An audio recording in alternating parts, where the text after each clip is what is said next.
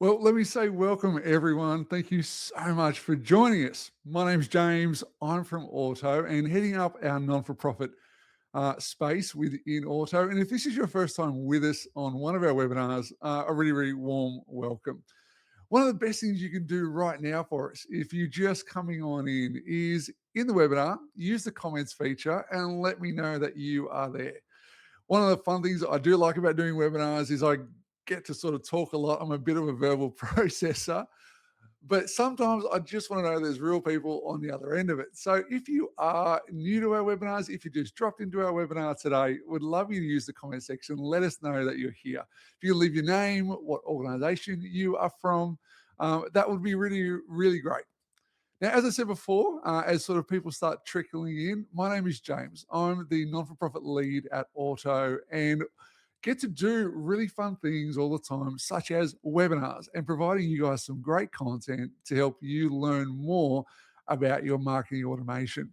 So if you are new to Ortto, it's a really, really warm welcome and we're really glad you can be in this session. And we've got heaps going on in this session today as well. And so we've got some really, and one of the things I love that we're going to have a special guest, which is Rich Beeston in just a moment as well. And I'll tell you a little bit more about that. But as we switch the slides on, let me take you through a little bit about what we're going to be doing in today's session. As I mentioned, in our webinar, we're going to be hearing a lot from Rich Beeston. We're talking about this concept of from journeys to relationships and how email marketing can actually build real connections. Now, as I said before, if you are new to the webinar or new to Ortto, what is Ortto? Well, I'd totally encourage you to check it out first by going to ortto.com, ORTTO.com. Ortto is a marketing automation platform at the core of it, helping non-for-profits and many others see clearer and engage deeper. If you're looking at marketing automation, Ortto is an insanely good tool to help you along with this. Not only can you capture so much of your data sources within its CDP, but then you can be utilizing those to develop the capture journeys, the email journeys, the landing pages that you need to make sure you engage with your supporters. So if you haven't seen Ortto before, make sure you do check it out. It's used by some of the most well-known charities around the globe. And we love being a trusted platform for many non-for-profits using this. And so we're really stoked that today we can provide some content to help you grow in your marketing automation skills and knowledge as well. Now, in our session today, as I said, we've got a guest. Rich Beeston is coming from Giving Journeys, and I'm going to welcome Rich to the webinar. Now, Rich, thank you so much for joining us today. It's great that you could be on here to have a bit of a chat around all things marketing automation with me. Welcome. Thanks very much, James. Pleasure to be with you this morning. Thanks. And hello to everybody who's joined us. I'm really looking forward to the conversation. Now, I'm going to sort of drop my sort of excitable sort of welcome tone, but Rich, I would love to, I would love to know, what is Giving Journeys? Tell us a little bit about yourself. What have you been doing? And tell us a little bit about the organization that you run. Yeah, thanks. So I have been in the not-for-profit space for 15 plus years. Started off as a copywriter working for an agency in the US, and then been working for a bunch of agencies in Australia before starting my own. Giving Journeys is all about kind of playing to my strengths, which is understanding donors, understanding supporters, and their lifetime journey. We'll come into this a bit more about. We often think of journeys as kind of small, email kind of 3 emails, 5 emails, something like that. Yep. But actually, the journey of a supporter is their whole lifetime with you. And so we look at that and we think about ways to deepen engagement with your supporters from the very beginning, welcoming them in, getting their attention through to how can we engage them throughout the year, throughout many years, so that they feel more connected to your organization. They feel like they're making an impact through their giving, and the organization thrives through that support. I think this is one of the things I love, and I was really thankful you accepted the invite to come on today. The amount of communication journeys that you have seen must be insane. Like, I think the last time we were talking is like the amount of just email copy and stuff, and that knowledge is going to be so great for in today's session and further on. And I really hope that we can find some great synergy in that and how you utilize that knowledge and what it looks like in a platform like Ortto as well. So do make sure you do check out Giving Journeys today, because I cannot recommend Rich and his team more highly enough. So where are we going today? As Rich and I are also talking about and brainstorming around this topic, we want to have a look at kind of what is the shift to think through. And so, what have been some of the patterns in regards to email marketing and relational marketing? What are some of the shifts that are happening at the moment? I think that's where we want to start with, Rich. And then we're going to look on, and I'm really curious to hear from you, Rich, about like what's not working. We think Yeah, sometimes, sometimes you're not sure if you have the permission to be candid and be like, "That's not working. Stop doing it." yeah, And I yeah, really hope that you can speak into that. We're going to toy around a term called relational marketing. And it might be a bit of a no brainer for most people, but we want to dive a little bit deeper there. And then we can look at what we can, how we can change the needle today, and what are maybe some things that we can be taking directly into 2026. Now, we'll have a Q&A section at the end as well. And just to note, when you're in our webinars, great to use the comments, let us know you're there. But there's also a Q&A feature too. So if you do have a question, please post it. Our wonderful team in the background will be able to post those questions up later on in our session. So if you do have a question, please use our comment section to be posting those in so we can display those and ask a few questions later on. Hey, Rich, should we dive into it? let's do it. All right, let's go. Quick fire before we Yeah. start, because I thought we'll sneak this in. Now, I'm not sure like about you, Rich. I love emails. Like, there's a lot of people who are like, I don't really know. I'm curious from your end. This year, 2025, did you find an email of the year, one that you and your team were like, love that, nail it, put it up on a poster? Yeah, so there was one that we worked on, which I love, which is working for a foundation that works with hospitals in New Zealand. Yep. And we were trying to work out ways of starting conversations, and not just us as an organization sharing, this is what we do, this is what we need right now. And we realized that a lot of the people joining the mailing list were people who were at the local hospital and were outpatients, and they were filling out a form saying, I'd like to find out more about the charity that Mm, supports this hospital. And so we put in there an email as part of a welcome journey saying, we'd love to hear your feedback so we can pass it on to the doctors and nurses who cared for you. And yep. it was just one of those moments of, it's not about us, it's about you. We want to know about you and your experience. And actually, There we we don't go. want you to say something nice about us. We want you to say something nice about the people who were there for you. And Yep. kind of, it was just a way of, I think, acknowledging that these are real people going through real experiences and treating them not as members of an email list, but as individuals. So that was a really good one to work on. Another one quickly was Mhm. Spotify Wrapped. So Spotify do a great job at the end of the year with their kind of wrapped emails and their Yeah, they do. experience. And what I was thinking about just recently, because I saw this big installation in the city that was yesterday in Sydney, I was Mm, thinking, mm. is there something in this for the not-for-profit space where we can celebrate what an individual has done through their support every year? Mhm. Send some sort of personalized email about, you've done this, you've achieved this. Make it shareable, make it fun, make it celebratory. Yep.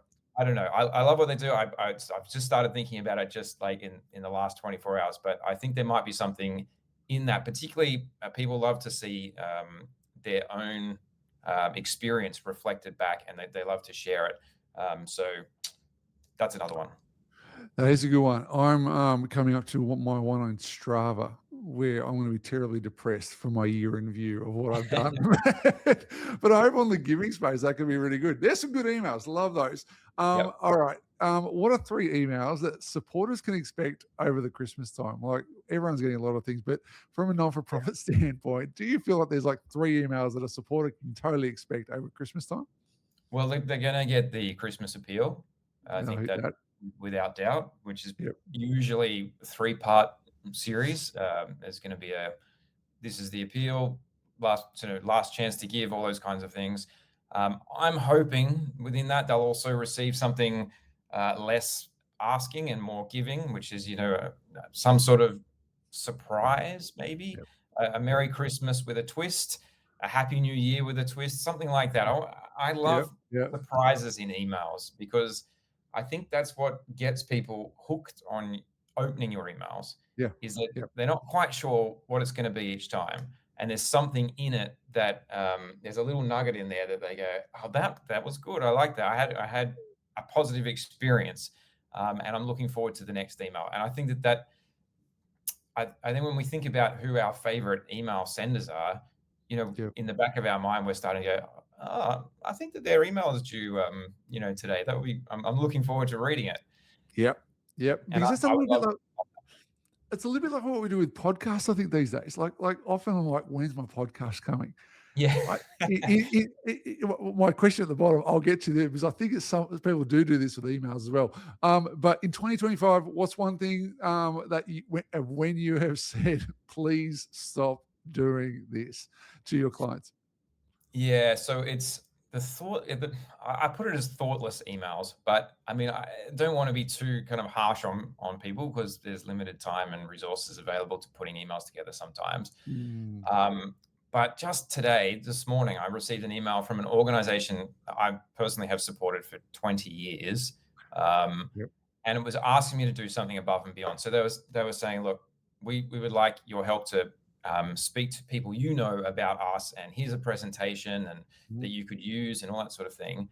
yep. And in the email it said, if you're unfamiliar with the work of our organization, get in touch. And I thought that's what a Mate, sad thing to say to someone who's been here supported 20 for 20 years.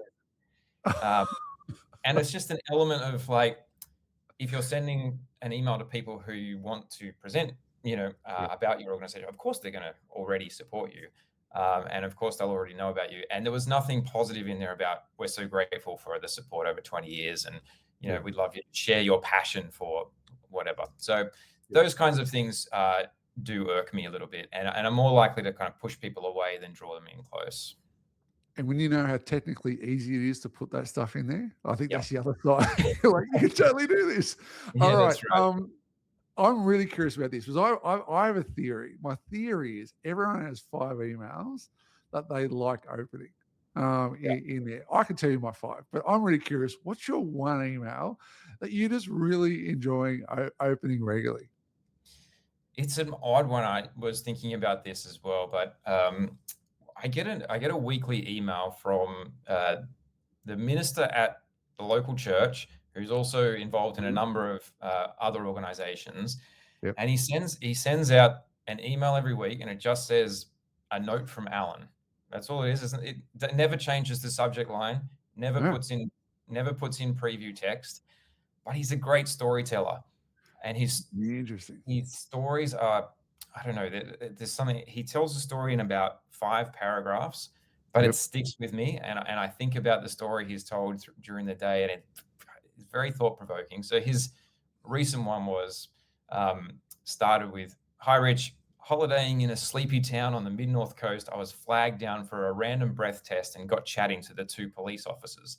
I was hooked. So I was like, I want to read this story. What Yeah. did he say to these police officers? What was it? And it was a really interesting email. So his emails are the ones I look forward to the most every week. I love that. It's kind of interesting. Oh, maybe at the end of the webinar, I'll let you know what my favorite is. Yep. But similar in the sense of long form content.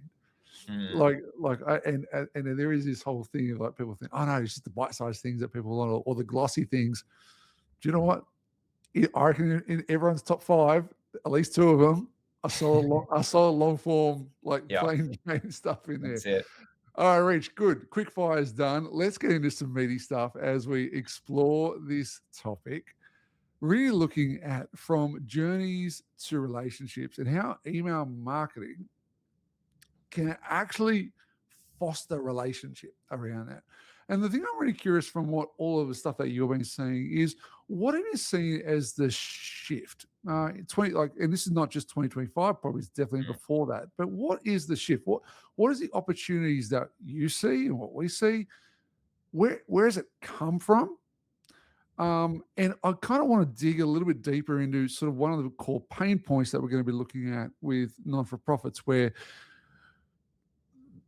there's a little, not so much panic's probably the wrong word, but there's definitely focus on declining individual giving. And so, what's the shift that you've seen over these last few years that can move us from what we maybe thought email marketing was to something a little bit more deeper? Yeah. Yeah. So when I started out 15 years ago, copywriter, I was writing fundraising campaigns, email marketing for lots of different organizations. Email was what you would do is you'd have your appeal, and Mhm. then they would say, "Look, can you just copy and paste a bit of the appeal into a few emails and spread it out over some emails?" And so the email was just uh, what it says, an electronic mail. It was exactly like a copy of the DM pack. And what's changed, I think, is that email is now the primary way of building relationship and having conversations. Mm, mm, Uh, and along that way as well, it's that used to be in the past. There was hardly any segmentation. So there would be one kind of audience in mind, and that mhm, was your supporters, your donors.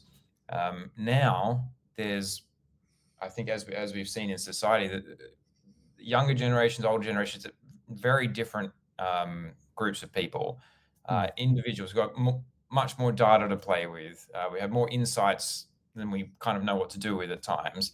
Yep. And so I think the challenge is what do we do with all of that, and how do we um, increase our personalization and use all of this information that we've got available to create real ongoing conversations that treat people as individuals and not just as recipients on a mailing list that we can kind of push our campaign out to.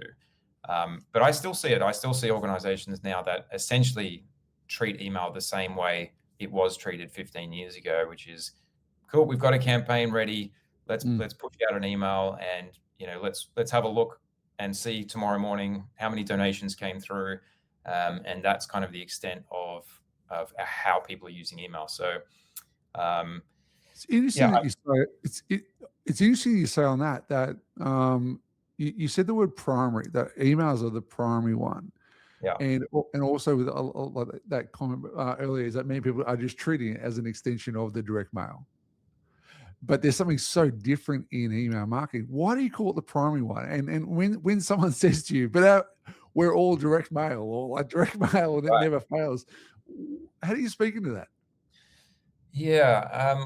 It can be true. So I think all of this has to be tempered by an understanding of your own audience and your Mm, supporters and your donor base. That it may be that direct mail still works really well for you, but direct mail is not, in general, a relationship building um, medium. So mm, it's very difficult to send out regular emails, and so regular direct mail packs. And so mm, we try to build that with maybe a newsletter or something like that as well. But all of those are, if I can put it, as broadcast messages. So broadcast being a wide distribution, just push it out. There's no real sense of inviting conversation, and mm, so I think of email as the primary the primary way to engage with our supporters now, because I think in many ways the email is still precious to people. It's kind of, mm, if something comes in via email, it means something more to you. It's a bit like it used to be when you would receive a letter.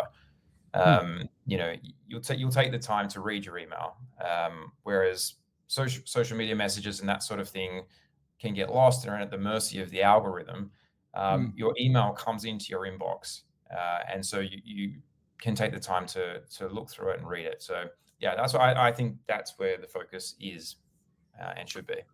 And it's interesting that you don't have that swipe mentality from social. Like, I think you're right, and I think that might be a tricky, like, it might be an interesting one that people wrestle with. Like, do people see our emails as that, as a unique thing that you drops into anything, and it's for you? It is different Mm. than other forms of communication. One of the things you said earlier was personalization has really come into that, and that's where I would see that, like, one of the big uh, um, differences between direct mail and email is that the amount of data that you can understand someone with now that can Yeah. then work itself into how you actually sort of personalize your emails. How has that changed? Like, with the level of data we have now available and the accessibility of that, how has that changed your team over the last few years, and how you've seen things? Yeah, I think one of the hard things we're still trying to do is encourage organizations to collect more data, Mm, to find out more about their supporters. mm, Um, because when it comes to the point of actually crafting an email or crafting a journey, looking at the long term um, picture, it's difficult to create something meaningful and something personal if you don't mm, have mm. information, if you don't have the data on the people you want to share with. Yep. And it can feel, we're just collecting this data, and you know, it's that age old problem. I think of people think, oh, that might be manipulative, but actually, it's treating people as individuals. I think it's a really positive thing. Like if I get an email like the one I received from that organization, it hurts me a little bit for them to not Yep. include the fact that I've been Well, been supporting around for for 20 years. Yeah. I'm a sensitive guy. I have easy, might feel easily hurt, but there are people who are way more sensitive than me, and I think Yeah.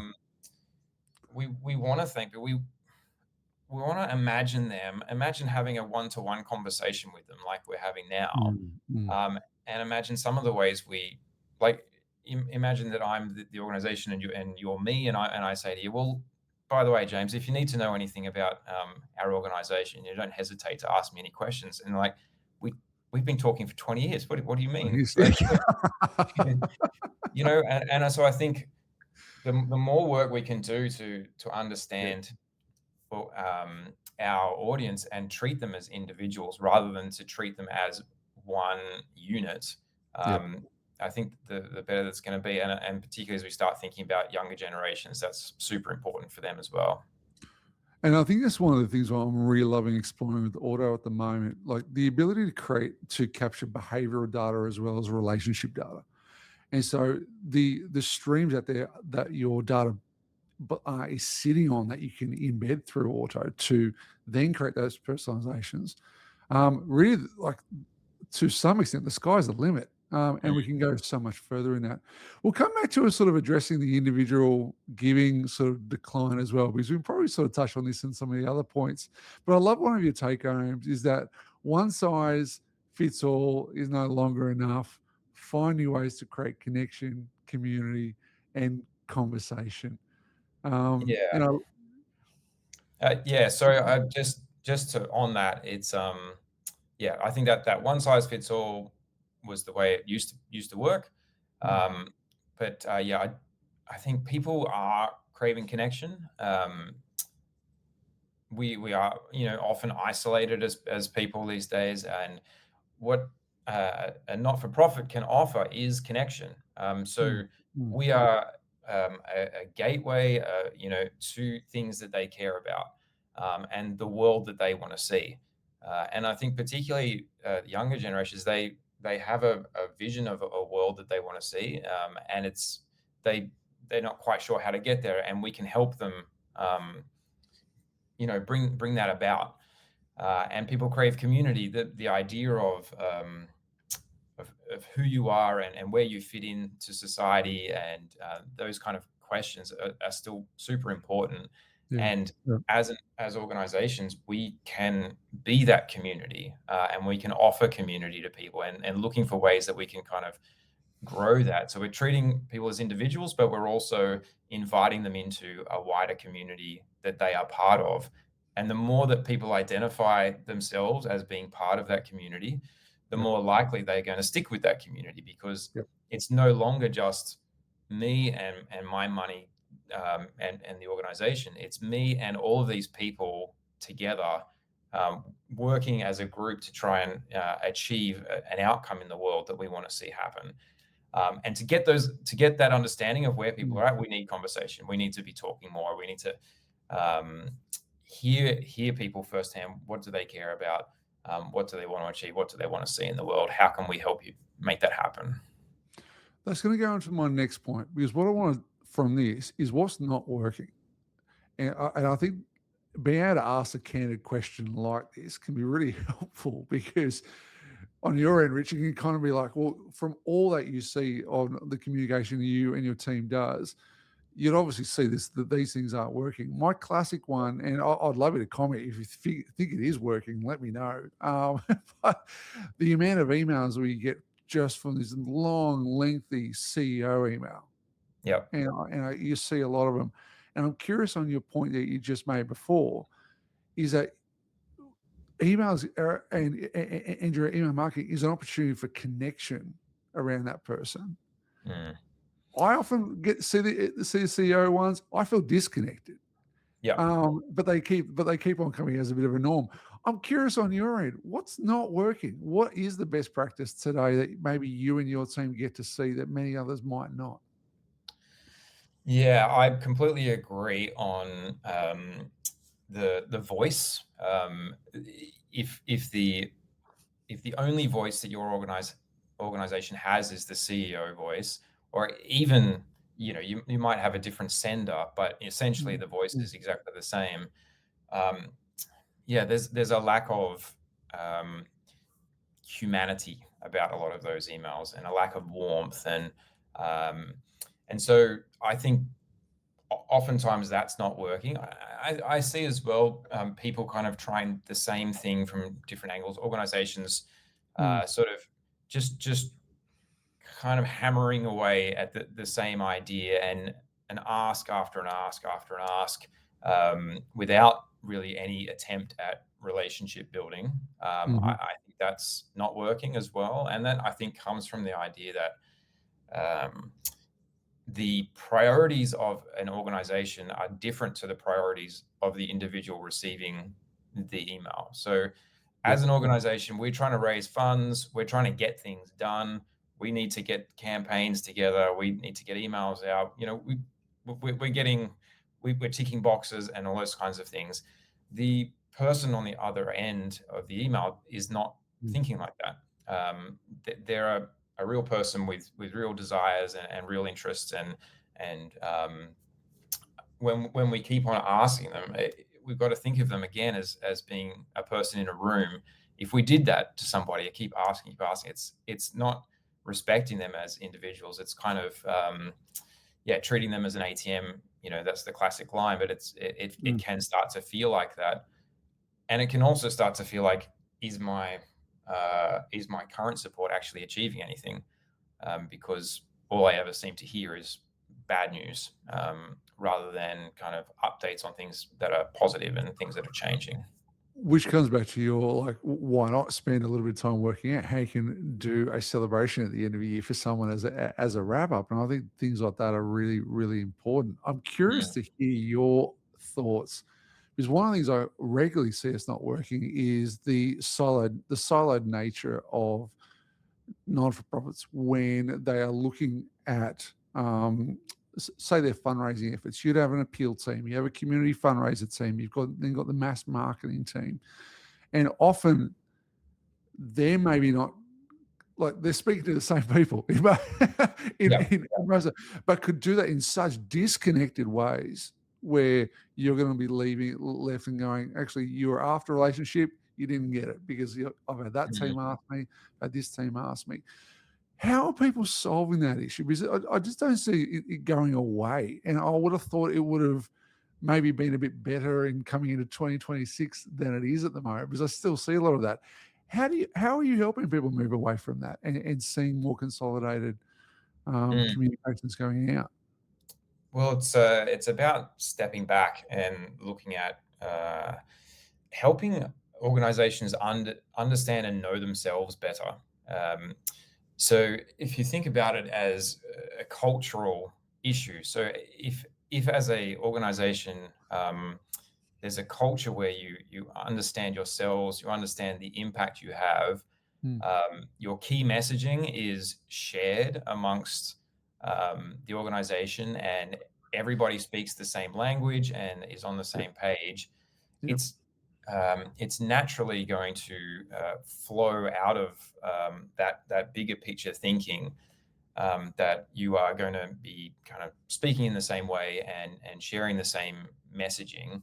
mm, But yeah, it's conversations. It's about collaboration and working together, um, and that's harder to do when time, when there's time pressures, and it's difficult to meet up with people, and yep, they say you need to get the email out and that sort of thing. I understand, there are real pressures there. mm, Um, but I think we have to look at the potential risks of sending out emails that are not ready as well. It's every email carries an opportunity, and every email carries a risk. And I think yeah, we only tend to think of the opportunity, which is, oh, well, someone might give, we might get another donation, but someone also might give up, yep, and someone also might unsubscribe and just tell others that they had a bad experience, like I've done this morning. And so balance that risk and reward, and yeah, really consider whether the email is ready and it's in line with everything else that's going out from the organization.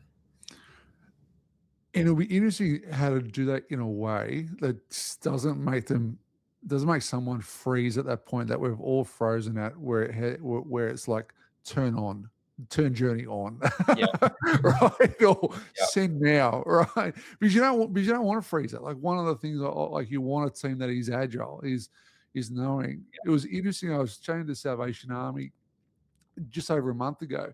And one of the interesting things, if you actually look at their Christmas campaign at the moment, how much the staff member there was saying that culturally everyone knew the voice of that campaign. yeah, Everyone loved the voice of that campaign. Everyone, like, it was just ingrained in the culture. So if you ever got wind of being like, oh, I was going to send my own little email out and hopefully this, like, you wouldn't. Like, it was no. a really interesting cultural thing. I love that you mentioned that as well. Mhm. Yeah, that's right. Yeah, so I think it's a matter of knowing yourself, knowing your audience, and joining the dots between the two. So the more you can know yourself, like the example you just given, and Mm, everyone's kind of sharing that, and then knowing your audience, who are they, what are they interested in, and then joining the dots between the two, and mm, looking at new ways as well. So we talk about that CEO voice, or the kind of, in many ways, um, emails that come from not-for-profits tend to all sound very similar. mm, Um, mm. they're a little bit, they're kind of serious, with a little bit of kind of friendliness, but not too friendly. It's very rare for humor to come into it. No one's really making jokes. There's not really Need any more need surprises. need more jokes. Well, particularly when we work on, say, peer-to-peer events, or Mm, other moments like that, there's great opportunities for things to be a bit lighter, yeah, uh, and that develops real relationships, because our audience starts to see us as real people as well, and we're all working together on this, rather than we're the organization, you're the supporter, and we're separate. It's like, no, we stand side by side. mm. We're real people just like you. So try new voices, sending from new voices. Try yeah, just new ideas, and experiment, and see what you can come up with. Which is funny because people are doing that on social. Like Right. non-for-profits Yeah. are investing what's like what is called ugly design, which is really just straight out authentic raw content that just is really personal, and it is really is like, let's just try this and see whether it works. And they're Mm. looking at they're looking through all their paid ads and the analytics for that and seeing what's working. I'm curious on that point on whether people are not applying that to their emails. Like you can have that same fun, that same sort of experimental, that same sort of authentic space working in there as well. Yeah. You Social is had a a little great bit, place to experiment, by the way. And if yeah. you do find engagement from a particular experiment that you've done on socials, then bring it back and apply it, and maybe yeah, use it in your emails as well. I think from what we've chatted about just then, your takeaway is it: know yourself, know your audience, join the dots and experiment. I think I think that's a solid covering on this little section. Now, I mean, I'm curious. Like uh, one of the things we toyed around was this concept of relational marketing. And I think one of the things that is in my head with that is far more interconnected. If I can in Ortto understand your relational data, I can understand your behavioral data. I should know you pretty well from what you've been doing, or and at least in 2025 and 26, way better than I could have known you a year ago or 2 years ago. But Mm. maybe unpack it for me, Rich. What does relational marketing mean for you? And why do you feel it's important for the non-for-profit sector? I mean, to me, you could probably just drop the word marketing. Um, it Mm, just means building relationships. And I think sometimes we overcomplicate this. Um, we know how to build relationships in real life.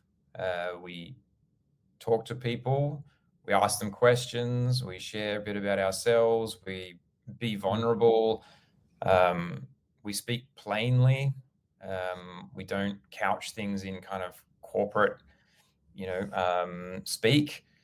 mm, Uh, and relational marketing to me is exactly that.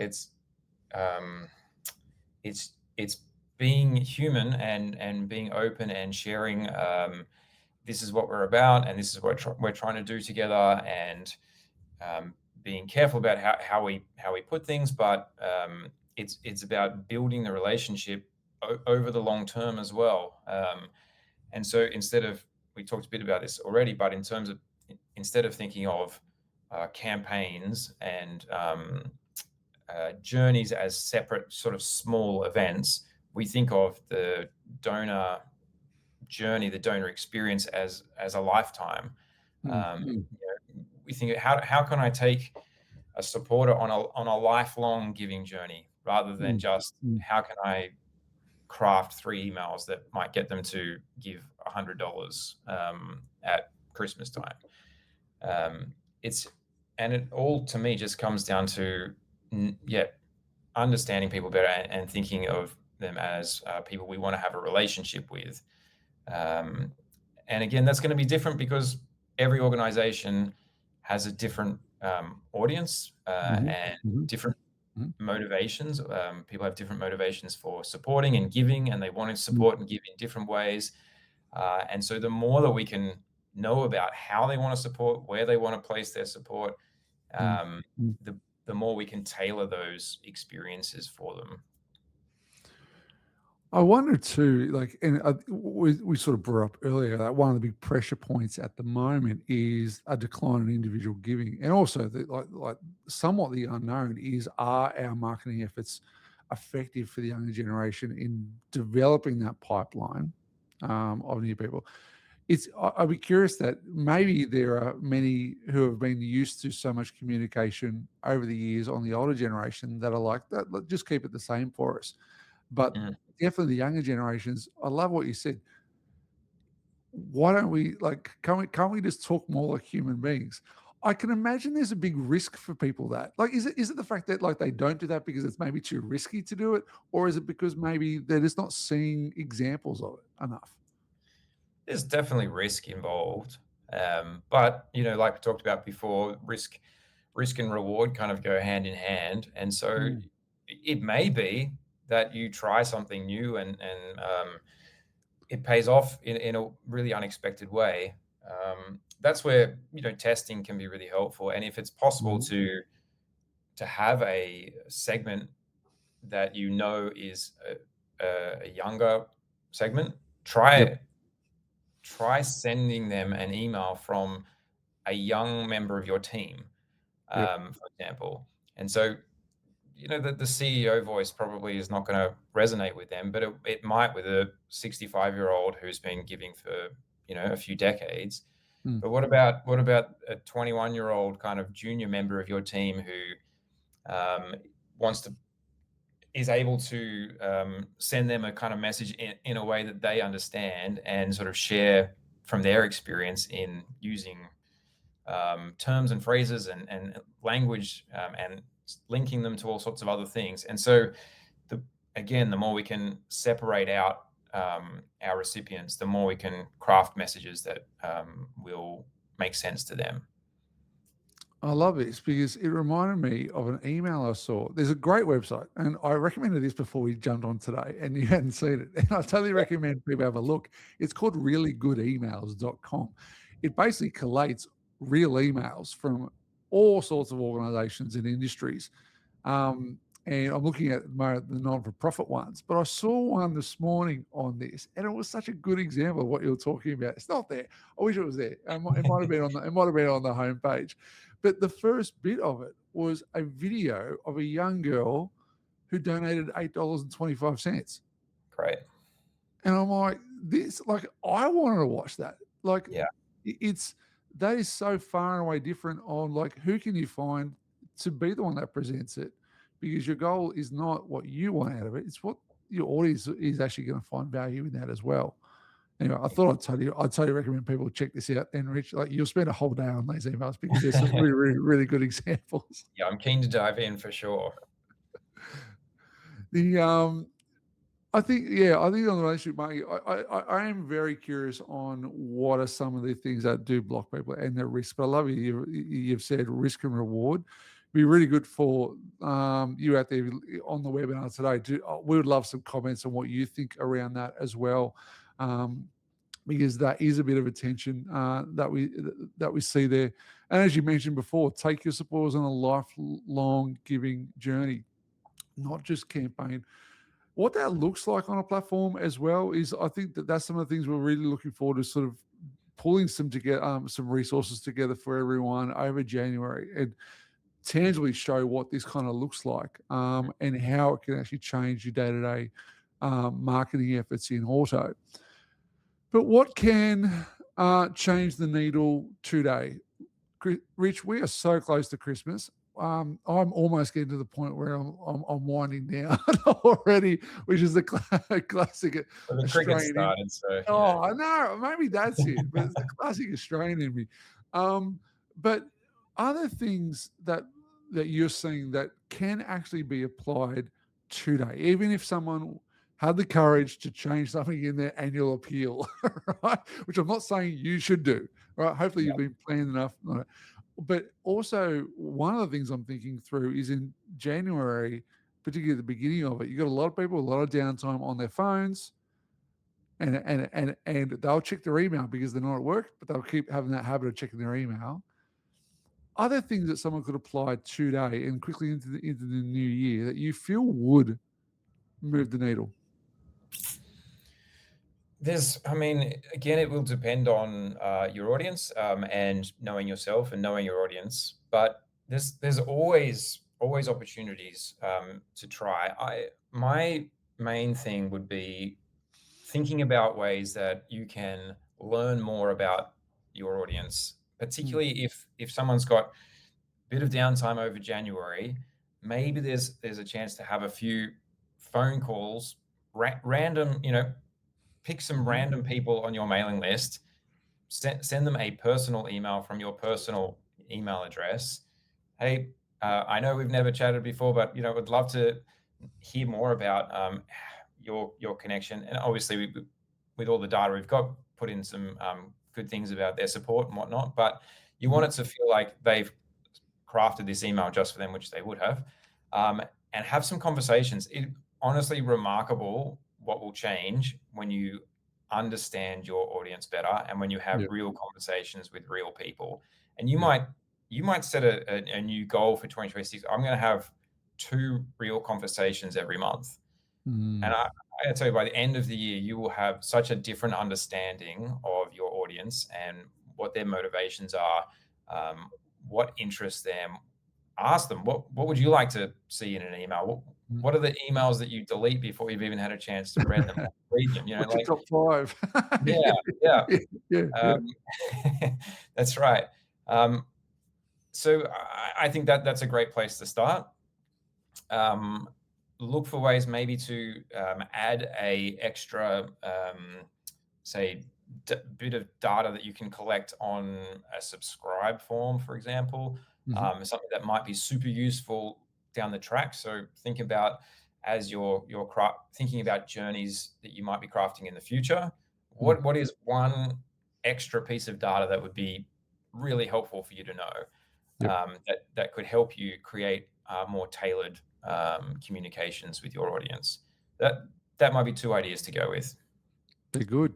They're good. And I think this is the thing I'm big on promoting is that marketing today should be agile. You should be able to go in and do change some stuff. I love how Mm, you said it a little bit earlier.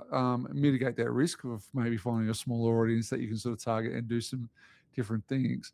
mm, But yeah, just giving people a call. I think you'll challenge your own assumptions. And one of the assumptions that you mentioned earlier is maybe they do want you to be more human in your copy, yep, and in your presentation. Maybe they want to see not the leaders of the organization, but the grassroots of the organization, mm, around them as well, and yeah, challenge some of those assumptions to start more convos, ask more questions, try some new try some new things.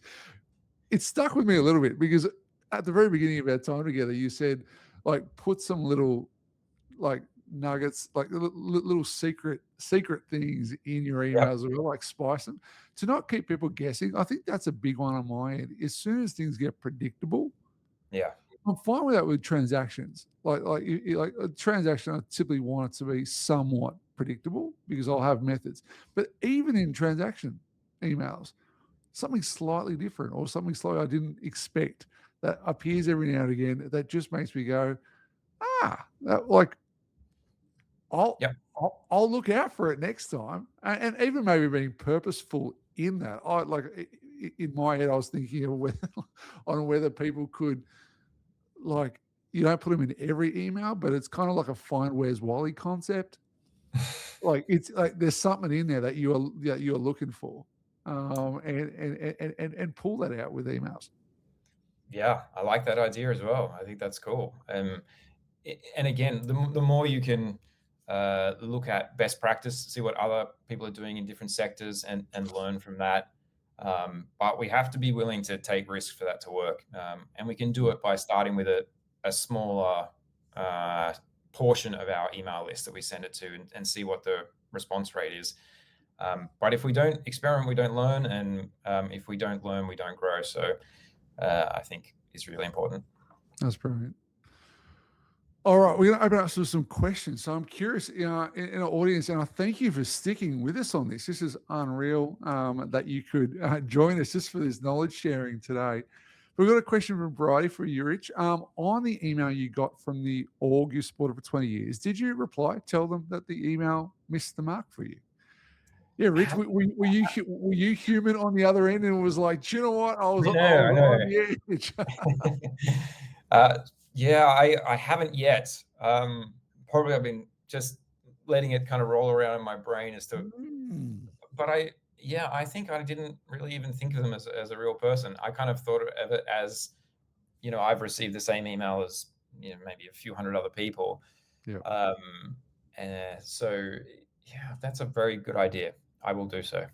It is do you know what I'm curious? What the reply to email is like because sometimes the Right. reply to Yeah. it will be like, well, it could be worse, could be no reply, and so no one's actually going to get that, or it might be support or something like that, and you might not have the confidence this is going to go to someone who's going to listen either. So yeah, curious. Let me know how you get on, whether or not they Yeah, I will. change.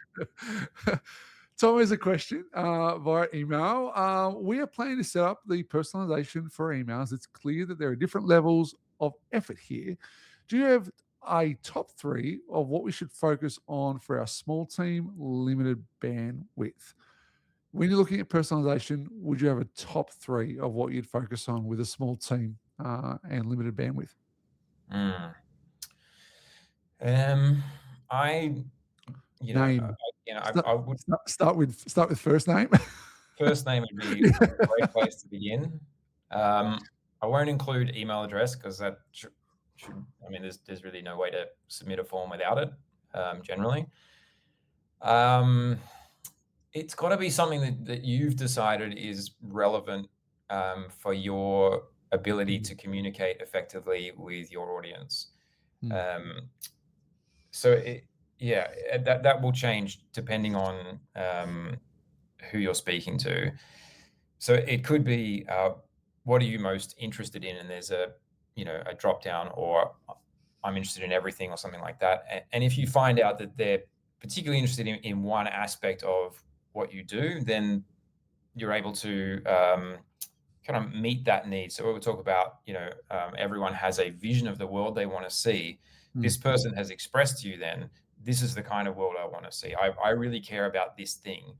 And so then they may receive, if you're, say, doing a, a welcome series, it may be a different welcome series based on the fact that they want to support this particular vision of the world.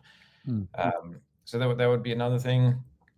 I mean, we talked a bit about age, and because of the different ways that different age groups kind of communicate. So, but it's kind of a bit of a personal one to ask about age. So then there may be a way around that.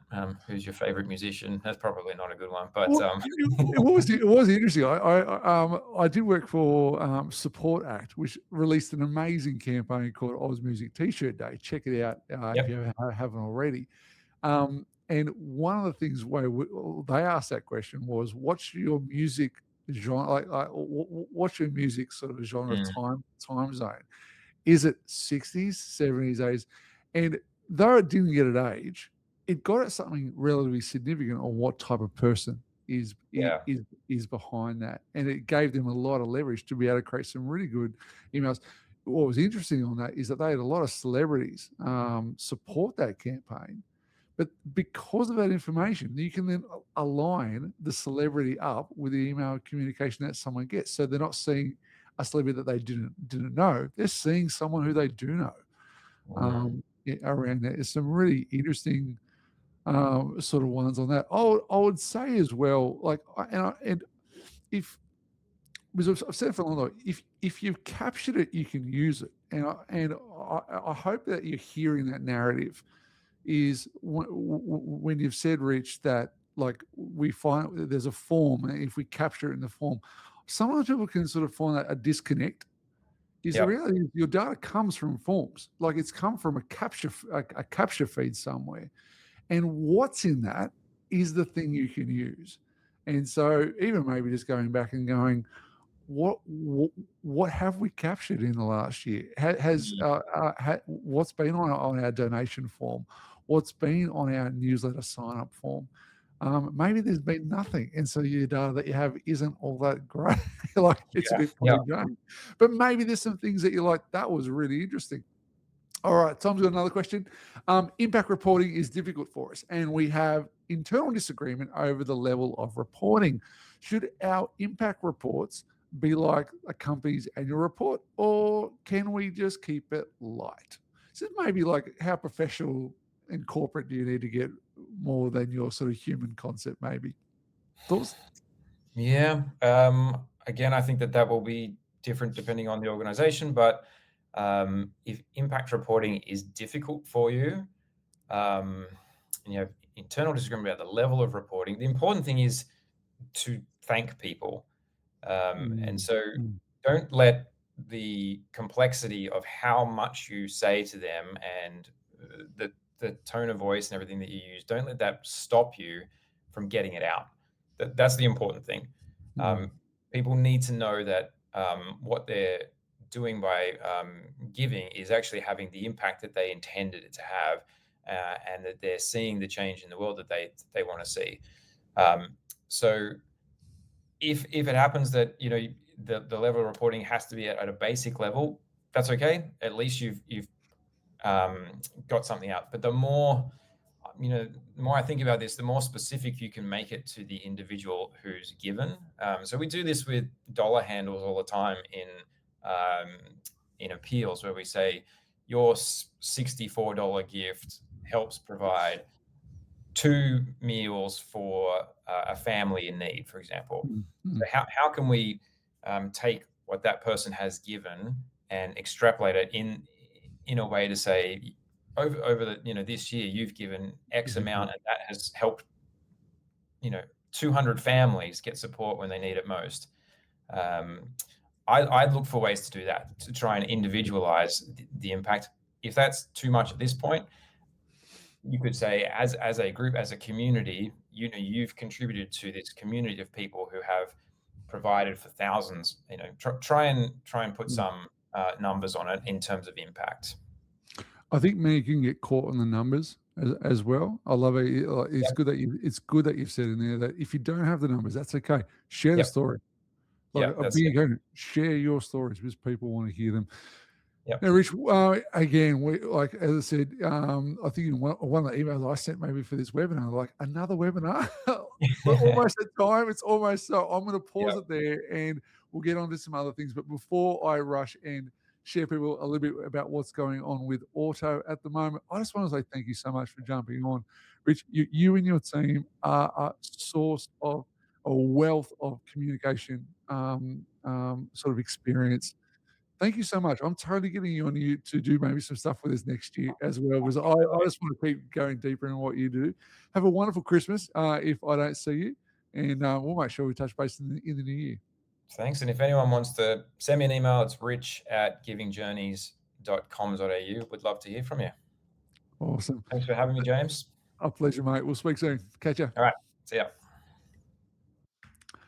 Well, friends, if you are still with us, which I hope you are, a quick little rundown on what some of the things are happening with Ortto at the moment. If you are new to Ortto, my big encouragement would be go to ortto.com, ORTTO.com, and check us out. You can sign up for a free trial and you can get a demo from one of our amazing team to help you work all things marketing automation as well.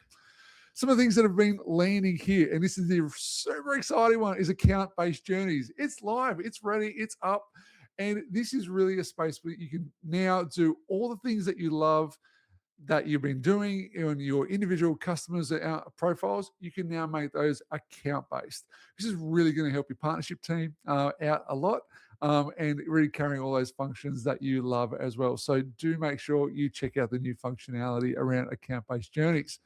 Landing pages are there. Rich and I were talking about capture forms, and this is what we're talking about, landing pages that are now available in Ortto for you to be using to capture the information that you are going to be needing from people. So I encourage you to have a play, design some landing pages. I'm doing that at the moment. We can do maybe a little bit of a share in January on some of the things that we've created. And one of the things I'm really excited about is that your fundraising data can now come into Ortto's CDP. We've started off with Raisley integration. So if you are using Raisley for your fundraising platform, you can now pull all that great behavioral data into Ortto and use it for your email journeys and communication. So this is really exciting. We're looking forward to more platforms opening up in Ortto as well to support you in your journeys there. Do be sure to check over givingjourneys.com.au. I'm really, really thankful for Rich for joining us today. He's a good friend, and he and his team have a wealth of experience. So do make sure you hit them up if you got any sort of questions around how you could maybe take a few more risks this year and into the next. And what is coming up next? Well, we're all breaking off for Christmas, and I hope you have a wonderful Christmas period. But what's coming up in January is Travis and I'm so super excited. I'm not sure if you've seen one of the webinars that Travis has done from our team. Travis is the head of deliverability at Ortto, and is all things knowledgeable in regards to emails and your inbox. And we're going to be diving in early January to look at the inbox in 2026, benchmarks for email deliverability, impact of AI, and how you can ensure you can be seen. I'm really excited about that webinar. It's going to be really practical, and I think from what I know, is that Trav's really going to be talking all about utilizing your brand. So I'm really excited about what we're going to be looking at. That's going to be coming up in January, and we'll make sure that you have what you need for that. I just want to say thank you so much for your time. It is really valuable. I wish you a Merry Christmas and a wonderful holiday. If you are taking a break, I hope it's relaxing to come back even stronger for 2026. And if you are not taking a break, you're pushing on through. Thank you so much for serving all the amazing supporters, donors, fundraisers behind your organization who do so much, and the impact that you're doing in our to people and our planet. So thank you so much for the work you do. I'm James. If you do need to reach out at all, you can reach me at james.s@ortto.com. But until the next webinar, have a lovely rest of the day, and we'll see you in the new year. Thanks, everyone, for joining us. Been great.